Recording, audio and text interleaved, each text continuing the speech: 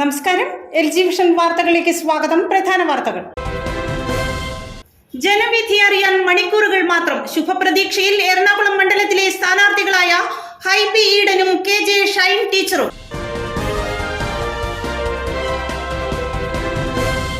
അക്ഷരദീപം തെളിയിച്ച് വിദ്യാലയങ്ങൾ ഉണർന്നു. ചാലാക്ക ഗവൺമെന്റ് LP സ്കൂളിലെ പ്രവേശനോത്സവം പഞ്ചായത്ത് പ്രസിഡന്റ് സൈന ബാബു ഉദ്ഘാടനം ചെയ്തു.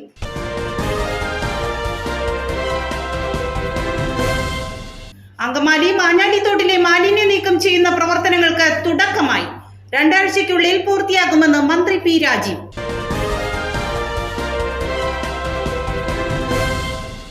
വാർത്തകളുടെ വിശദാംശങ്ങളിലേക്ക്. ജനവിധി അറിയാൻ മണിക്കൂറുകൾ മാത്രം. ശുഭപ്രതീക്ഷയിൽ എറണാകുളം മണ്ഡലത്തിലെ സ്ഥാനാർത്ഥികളായ ഹൈബി ഈഡനും KJ ഷൈൻ ടീച്ചറും. ലോക്സഭാ തെരഞ്ഞെടുപ്പിലെ വോട്ടെണ്ണലിന് മണിക്കൂറുകൾ മാത്രം അവശേഷിക്കെ വിജയപ്രതീക്ഷയിലാണ് UDF സ്ഥാനാർത്ഥി ഹൈബി ഈഡനും LDF സ്ഥാനാർത്ഥി KJ ഷൈൻ ടീച്ചറും.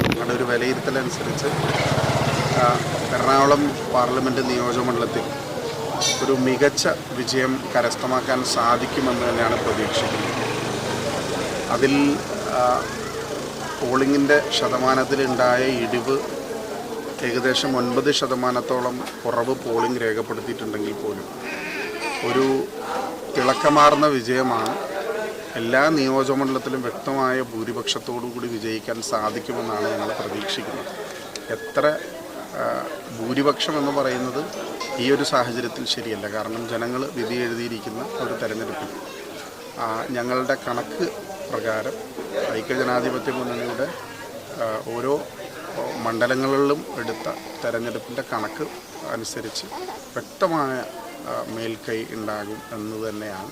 അതൊരു ചരിത്ര ഭൂരിപക്ഷത്തിലേക്ക് പോകും എന്ന് തന്നെയാണ് ഞങ്ങൾ പ്രതീക്ഷിക്കുന്നത് അതാണ്. കാരണം കേന്ദ്ര സംസ്ഥാന സർക്കാരുകൾക്കെതിരെ വിധി എഴുതുന്ന ഒരു തെരഞ്ഞെടുപ്പ് ആകുന്നതോടൊപ്പം തന്നെ അവസാന ദിവസങ്ങളിലുണ്ടായ CPM BJP കൂട്ടുകെട്ട് കേരളത്തിലെ പൊതുസമൂഹം അത് എഴുതിത്തള്ളും. അത് കോൺഗ്രസിനും ഐക്യജനാധിപത്യ മുന്നണിക്കും അനുകൂലമായി മാറുമെന്നാണ് ഏറ്റവും അവസാനം LDFൻ്റെ കൺവീനർ അടക്കം നടത്തിയ BJP ദേശീയ സെക്രട്ടറിയുമായി നടത്തിയ ചർച്ചകളെല്ലാം അത് ഒരു മതേതര കേരളത്തിൻ്റെ മതേതര ഭാരതത്തിന് വിരുദ്ധമാണ് എന്ന് മനസ്സിലാക്കി ഞങ്ങൾക്ക് അനുകൂലമായി വോട്ട് ചെയ്യും. രാഷ്ട്രീയപരമായി തന്നെ വലിയ വിജയം കരസ്ഥമാക്കാൻ സാധിക്കുമെന്നാണ് ഞങ്ങൾ കരുതുന്നത്. ഭയം എന്ന് പറഞ്ഞാൽ എനിക്ക് മത്സരിക്കും തോക്കും എന്നുള്ളൊരു ഭയം എന്നല്ല, ഈ വലിയൊരു ഉത്തരവാദിത്വം ഏൽപ്പിച്ചപ്പോഴുള്ള ഒരു ഭയപ്പാട്.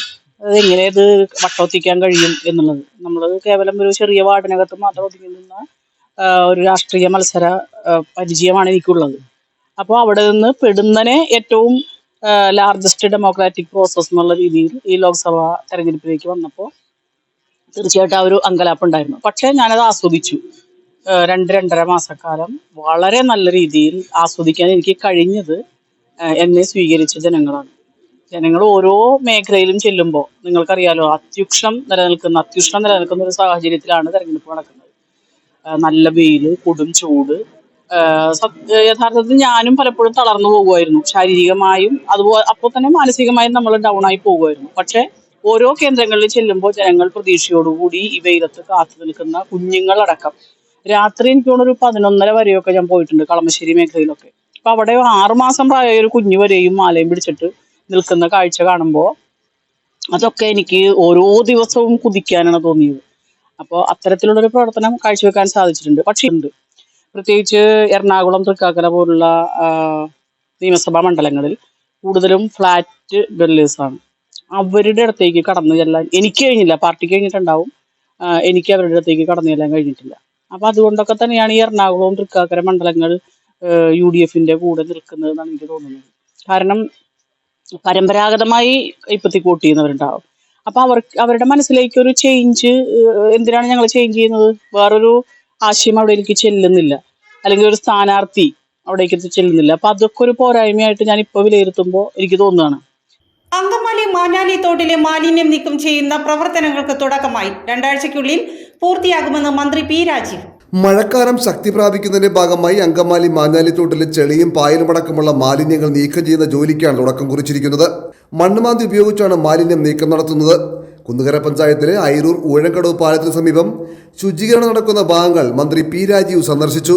Major irrigation EE Abbas, AXC Sindhu Unni, A E Bismi എന്നീ ഉദ്യോഗസ്ഥരും Parakkulam block panchayat president T V Prateesh, Kunnukara സഹകരണ bank president V S Venu, CPM നേതാക്കൾ തുടങ്ങിയവരും മന്ത്രിക്കൊപ്പം ഉണ്ടായിരുന്നു. 2 ആഴ്ചയ്ക്കുള്ളിൽ ശുചീകരണ പ്രവർത്തനങ്ങൾ പൂർത്തിയാക്കാനാകുമെന്ന് മന്ത്രി പി രാജീവ് പറഞ്ഞു. ഭാഗമായിട്ടുള്ള പദ്ധതിക്കാണ് ഇവിടെ തുടക്കം കുറിച്ചിട്ടുള്ളത്. കഴിഞ്ഞ 2 വർഷം മുമ്പാണ് ജില്ലയിൽ ഈ വെള്ളപ്പൊക്ക കെടുതികൾ ഒഴിവാക്കുന്നതിനുള്ള ഒരു പ്രതിരോധ മാർഗം എന്ന നിലയിൽ ഓപ്പറേഷൻ വാഹിനി തുടങ്ങി. 2022 തുടങ്ങി 2023, 2024 മൂന്നാമത്തെ വർഷമാണ് ഓപ്പറേഷൻ വാഹിനി നടപ്പിലാക്കുന്നത്. കഴിഞ്ഞ 2 വർഷവും ഓപ്പറേഷൻ വാഹിനി നടപ്പിലാക്കിയതിൻ്റെ ഭാഗമായി വലിയ മഴ പെയ്തിട്ടും നമുക്ക് പെരിയാറിൻ്റെ തീരങ്ങളിലും അതോടൊപ്പം തന്നെ അങ്ങോട്ടുള്ള കൈവഴികളിലുമെല്ലാം വലിയ വെള്ളപ്പൊക്കമില്ലാതെ തന്നെ ക്രമീകരിക്കാൻ കഴിഞ്ഞിട്ടുണ്ട്. ഇത്തവണ പെരുമാറ്റച്ചട്ടം നിലനിൽക്കുന്നത് കൊണ്ട് ഈ പ്രവൃത്തികൾ ആരംഭിക്കുന്നതിനുള്ള അനുമതിക്ക് കുറച്ച് താമസം നേരിടുകയുണ്ടായി. ടെൻഡർ വിളിച്ച് കാര്യങ്ങൾ പോകുന്നതിനുള്ള ഇളവുൾപ്പെടെ ഇപ്പോൾ പ്രത്യേക സാഹചര്യത്തിൽ അനുവദിച്ചിട്ടാണ് ഈ പ്രവർത്തനം തുടങ്ങിയിട്ടുള്ളത്. ഒരു 15 ദിവസത്തിനുള്ളിൽ പൂർണ്ണമായിട്ടും ഈ പ്രവർത്തനം പൂർത്തീകരിക്കാൻ കഴിയുമെന്നാണ് പ്രതീക്ഷിക്കുന്നത്. ഇതിനു മുൻപുള്ള കാലങ്ങളിൽ ഇത്തരത്തിലുള്ള ശുചീകരണ പ്രവർത്തനങ്ങളോ ഒഴുക്ക് സുഗമമാക്കുന്നതിന് വേണ്ടി നടപടികളോ നമ്മുടെ നാട്ടിലുണ്ടായിരുന്നില്ല. 2021 ശേഷമാണ് ഈ പരിപാടികൾ പെരിയാറും കൈവഴികളിലും ആരംഭിച്ചിട്ടുള്ളത്. അതിൻ്റെ ഭാഗമായിട്ട് നല്ല മാറ്റം ഉണ്ടാക്കാൻ കഴിഞ്ഞു. ഇറിഗേഷൻ വകുപ്പാണ് ഈ പ്രവർത്തനങ്ങൾക്ക് നേതൃത്വം നൽകുന്നത്. 2 ആഴ്ചയ്ക്കുള്ളിൽ നമുക്ക് പൂർണ്ണമാക്കാൻ കഴിയുമെന്നാണ് പ്രതീക്ഷിക്കുന്നത്. അക്ഷരദീപം തെളിയിച്ച് വിദ്യാലയങ്ങൾ ഉണർന്നു. ചാലാക്ക ഗവൺമെന്റ് LP സ്കൂളിലെ പ്രവേശനോത്സവം പഞ്ചായത്ത് പ്രസിഡന്റ് സൈന ബാബു ഉദ്ഘാടനം ചെയ്തു. അവധിയുടെ ആലസ്യത്തിൽ നിന്നും സ്കൂൾ അങ്കണങ്ങൾ പ്രവേശനോത്സവത്തിലൂടെയാണ് തിങ്കളാഴ്ച ഉണർന്നത്. ചാലാക്ക ഗവൺമെന്റ് LP സ്കൂളിൽ നടന്ന പ്രവേശനോത്സവം കുന്നുകര പഞ്ചായത്ത് പ്രസിഡന്റ് സൈന ബാബു ഉദ്ഘാടനം ചെയ്തു. PTA പ്രസിഡന്റ് നിഖിത വിനീഷ് അധ്യക്ഷത വഹിച്ചു. മാധ്യമപ്രവർത്തകയും പൂർവ്വ വിദ്യാർത്ഥിനിയുമായ സ്മിത ഹരിദാസ് മുഖ്യാതിഥിയായിരുന്നു. പ്രധാന അധ്യാപിക ഡാലി ജോസ് സ്വാഗതം പറഞ്ഞു. പഞ്ചായത്ത് അംഗങ്ങളായ Sumila Sivan, AB Manoharan, Kunnukara panchayat vice president MA Abdul Jabbar, സ്ഥിരം സമിതി അധ്യക്ഷന്മാരായ കവിത V ബാബു, ഷിബി പുതുശ്ശേരി എന്നിവർ പങ്കെടുത്തു. പൂർവ്വ വിദ്യാർത്ഥി ജോസ് പുളിക്കൽ വാങ്ങി നൽകിയ AI റോബോട്ടിന്റെ ഉദ്ഘാടനം പൂർവ്വ വിദ്യാർത്ഥിനിയും മാധ്യമപ്രവർത്തകയുമായ സ്മിത ഹരിദാസ് നിർവഹിച്ചു. കൗതുകമുള്ള ഒരു പ്രായമാണ്. ആ കൗതുകത്തെ തല്ലിക്കെടുത്താതെ ആരല്ലൻ ഗുരുനാഥർ പാരിതിലെല്ലാം എന്നെ പഠിപ്പിക്കുന്നുണ്ടെന്തോ, പാരിലെല്ലാം നമ്മളെ ഓരോന്ന് പഠിപ്പിക്കുന്നുണ്ട്. അപ്പൊ കുഞ്ഞുങ്ങളിൽ നിന്നും നമുക്ക് ഒരുപാട് പഠിക്കാനുണ്ട്. അങ്ങനെ പഠിച്ചും കളിച്ചും ചിരിച്ചും സന്തോഷമായിട്ട് നമ്മുടെ കുട്ടികൾ വളരട്ടെ. എന്റെ എല്ലാവിധത്തിലുള്ള സ്നേഹവും ആശംസകളും. ആ OSAയുടെ പ്രവർത്തനങ്ങൾ എല്ലാ പൂർവ്വ വിദ്യാർത്ഥികളും ഏറ്റെടുത്തുകൊണ്ട് ഈ വിദ്യാലയത്തിന്റെ നല്ല പ്രവർത്തനങ്ങൾക്കായി നമ്മളെല്ലാവരും അതിലംഗങ്ങളാവുകയും ഓരോ നമ്മളാകുന്ന സഹായങ്ങൾ ചെയ്തുകൊണ്ട് നമ്മുടെ വിദ്യാലയത്തെ എറണാകുളം ജില്ലയിലെ തന്നെ നല്ലൊരു വിദ്യാലയമായി ഉയർത്താൻ നിങ്ങളുടെ എല്ലാവരുടെയും സഹായ സഹകരണങ്ങൾ ഞാൻ ഈ അവസരത്തിൽ അഭ്യർത്ഥിക്കുന്നു. 300ഓളം വിദ്യാർത്ഥികൾക്ക് പഠനോപകരണങ്ങൾ വിതരണം ചെയ്ത് DYFI തേലത്തുരുത്ത് യൂണിറ്റ്. DYFI സംസ്ഥാന സെക്രട്ടറി VK സനോജ് ഉദ്ഘാടനം ചെയ്തു. DYFI തേലത്തുരുത്ത് സൗത്ത് നോർത്ത് യൂണിറ്റുകളുടെ സംയുക്ത ആഭിമുഖ്യത്തിലാണ് പഠനോത്സവം സംഘടിപ്പിച്ചത്.